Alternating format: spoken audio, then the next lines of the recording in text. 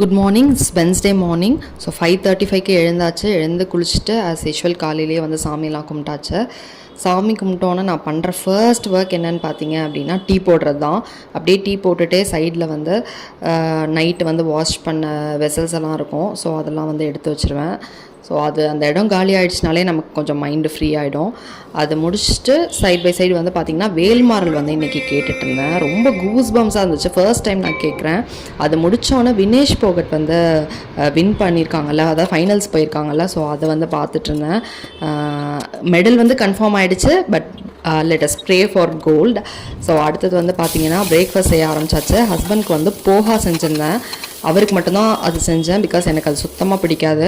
So அவருக்கு வந்து போஹா, அதுக்கப்புறம் 2 எக் போட்டு ஆம்லெட் பண்ணியிருந்தேன். பண்ணிவிட்டு கொஞ்சமாக குக்கும்பர் கட் பண்ணி அவருக்கு வந்து பிரேக்ஃபாஸ்ட் பிளேட்டை வந்து கொடுத்தாச்சு. ஸோ இப்படி தான் என்னோடய மார்னிங் போச்சு. தேங்க்யூ, பாய்.